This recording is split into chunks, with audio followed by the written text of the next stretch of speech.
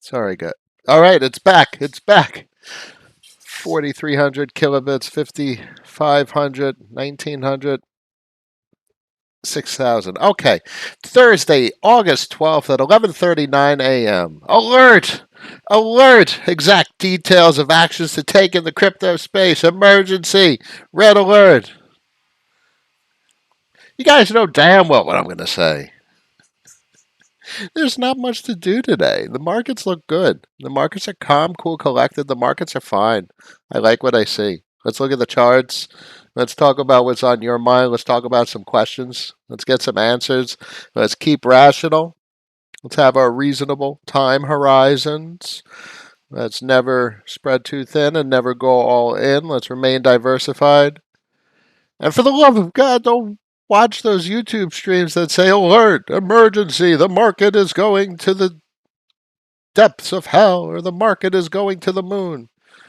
That's some crazy shit. What's the matter with these people? Well, I know what the matter with them is. It's clickbait. But man, it's disturbing.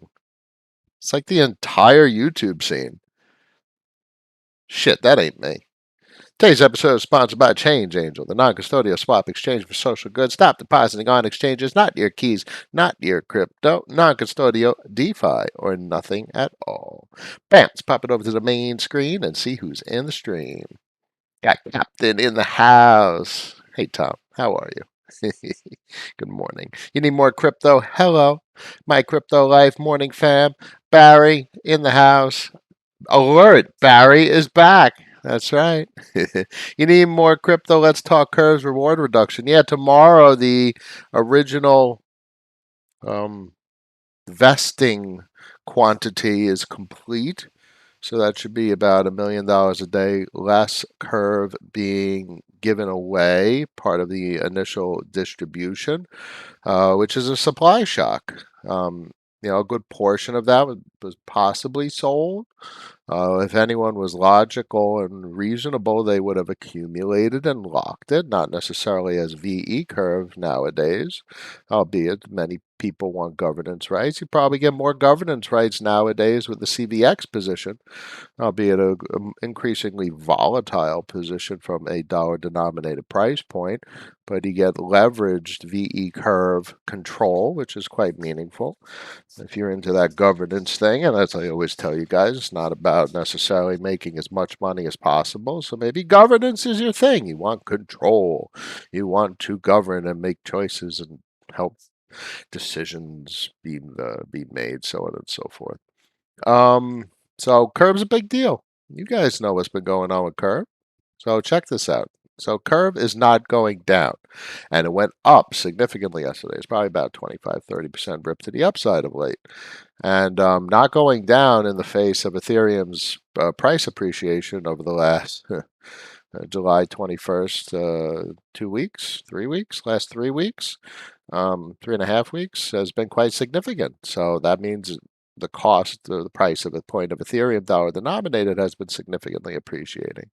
Now that's what's interesting. So obviously, Curve is not outperforming Ethereum, but it's keeping up with preventing excessive dollar denominated losses. So I would rather have the Curve exposure than the Ethereum exposure. And the logic there is pretty simple. Sure, you'll have more capital appreciation with Ethereum. It's outperforming Curve.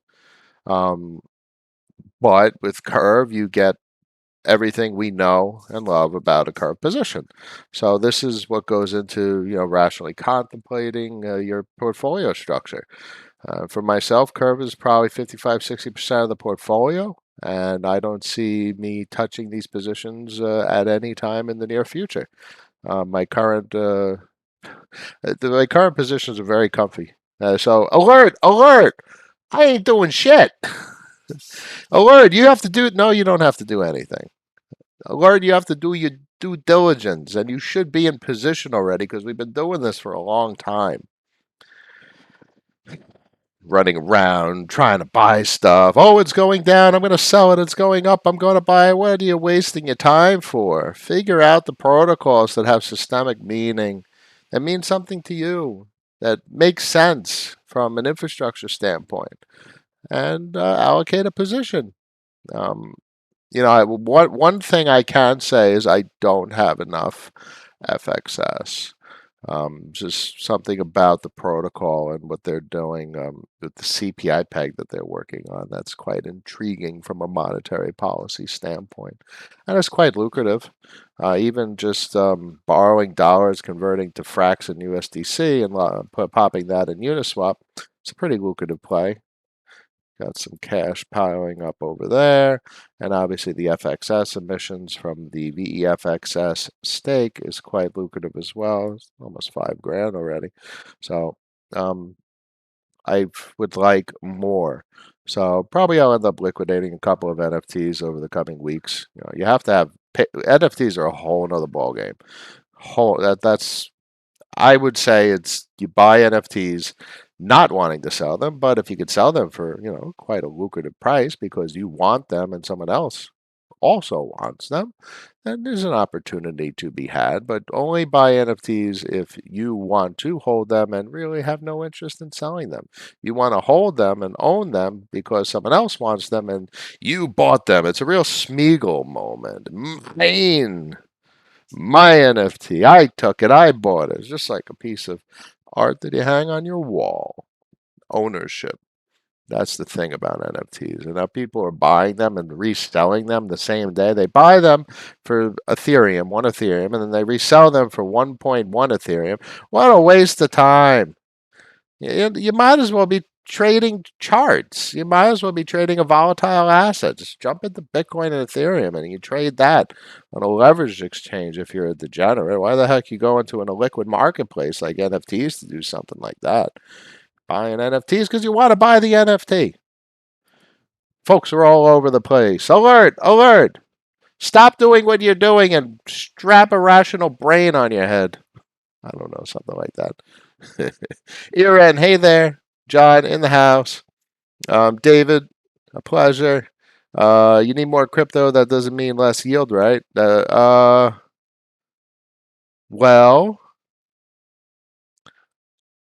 Well, price appreciation of curve is going to translate to increased yield on a CVX CRV position.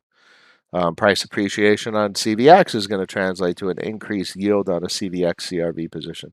So interestingly enough, the appreciation of curve really results in obviously your position balance increases, your principal, and also the yield on the principal. So it's like 60 and change percent right about now. And, I don't see you get dilution when there's more capital that's locked up and people are depositing curve into CVX, CRV. And that's where the dilution comes from. What about Fox token and yield farming? Not something I'm aware of. Isn't Fox from, oh my God, Fox is from Shapeshift. My God, I haven't used them in a long time. Not something that's on my radar at all right now. Killis, good morning. What percent of your capital is FXS? Small percent. 2%? 2.5%?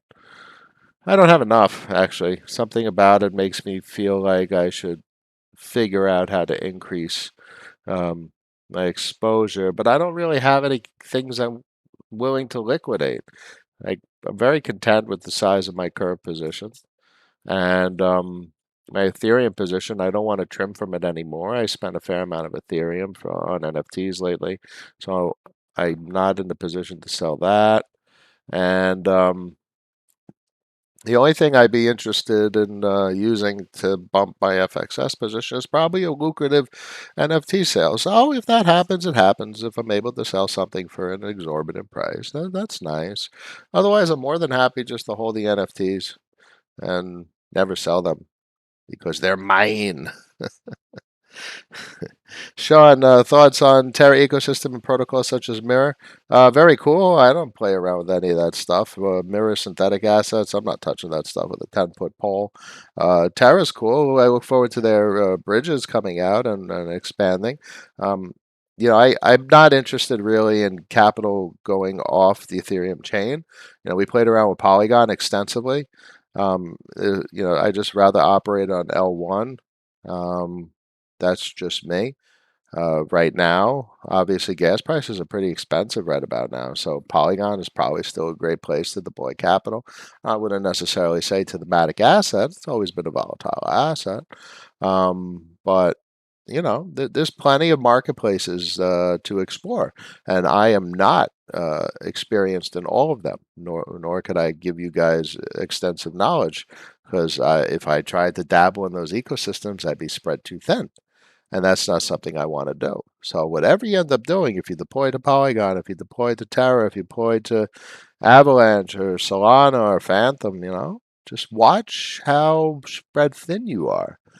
Um, and clearly, if you're deploying a fair amount of capital to one of those, non-Ethereum types of positions, there's a risk associated with that because it's not on Ethereum. I mean, obviously, some um, some centralized exchanges, fiat on and off ramps, have been going live with direct to Polygon and stuff like that.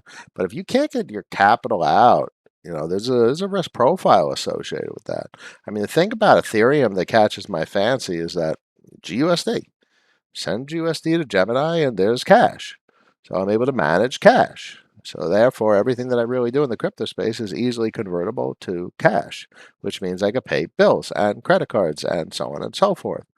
And that is power. And the whole point of everything you're doing is not just to, you're not in this to make a fortune, one, and two, you're not in this to not realize gains. The whole point of this is to get interest on a daily basis, so you can take a weekly salary and choose what to do with it. Do you want to save it? Do you want to let it grow? You want to compound it?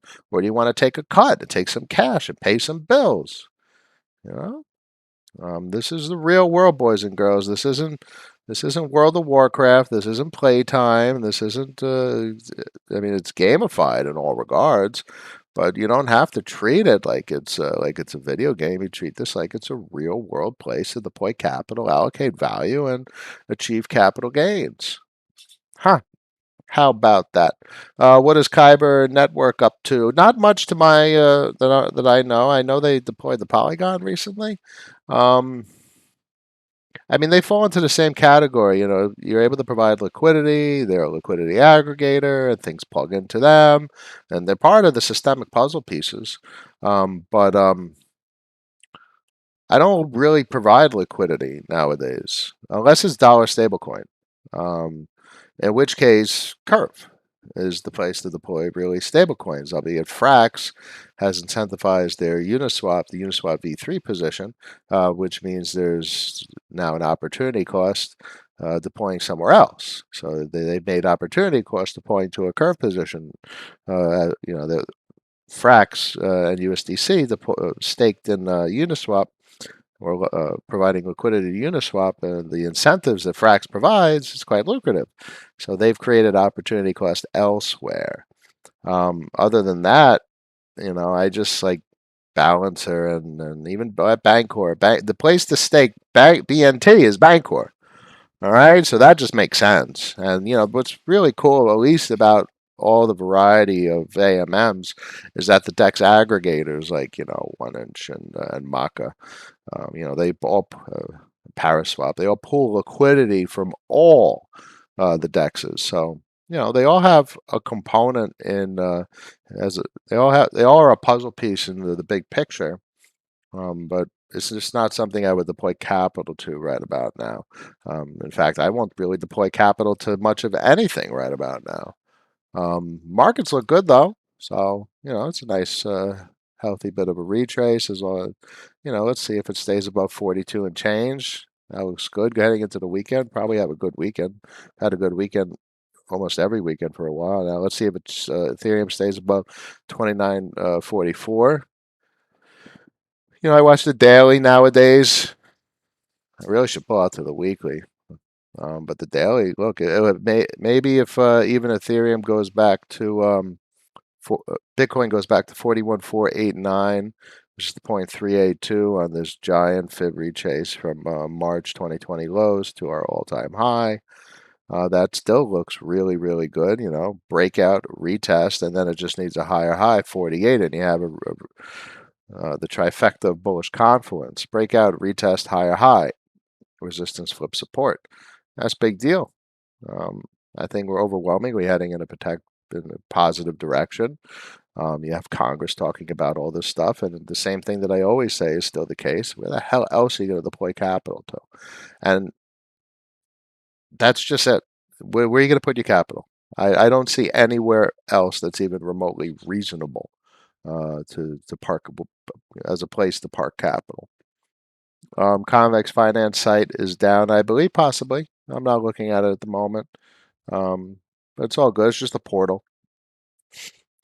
Colin, what is a place that you would recommend going for getting yield on stablecoins? Well, obviously convex, like the Aave and the SAve pools are quite reasonable. If you could have, I think SAve is it's SUSD and USDC possibly, but you know, the best pool really is what was it, the compound pool, which is DAI and USDC. Now you literally have no exposure whatsoever to USDT at all. Not like there's any concern in my mind at this point. Um, but probably the most risk considerate position for stable coins and quite lucrative if you have a decent size MTA position is the GUSD pool. Let's see if this loads real quick. There you go. So if you connect and you go to, oop, it's making me log in. Okay, we log in.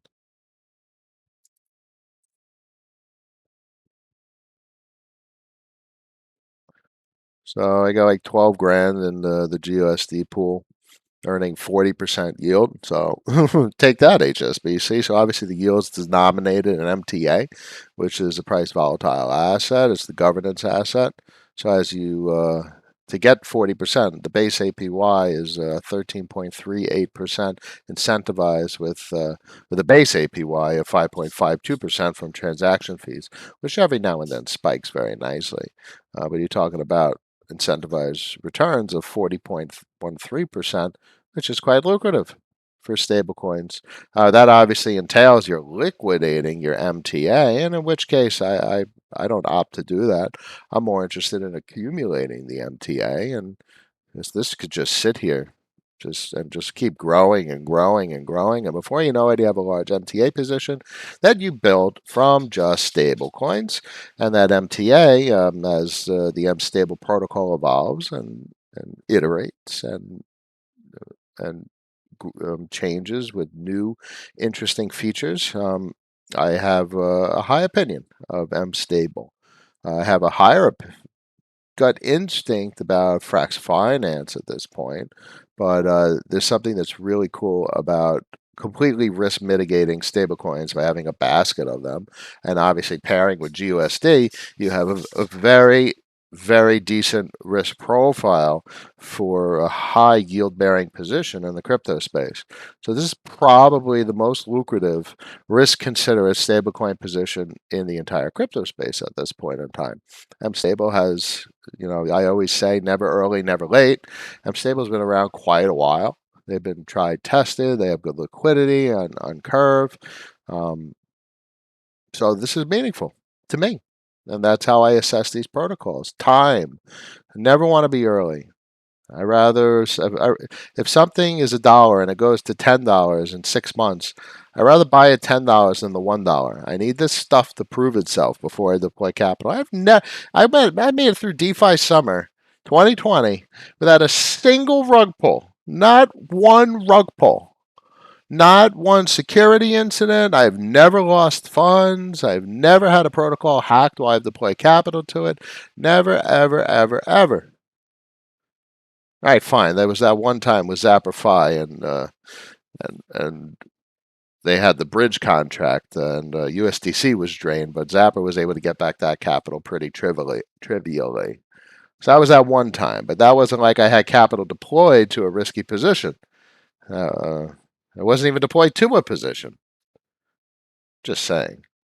I've deployed some stables on MStable, Polygon yielding 70%, MTA and Matic. Yeah, did that deploy your opportunity cost analysis and find protocols that best suit you and your risk profile? I'd love to, Gudab, Good hobby. I know. I love your thoughts. Newbie to yielding. Any advice on learning to deploy capital in M stable, for instance? Well, it's just you got to figure out the buttons. You got to figure out MetaMask. You got to figure out, where to get the stables from, so on and so forth.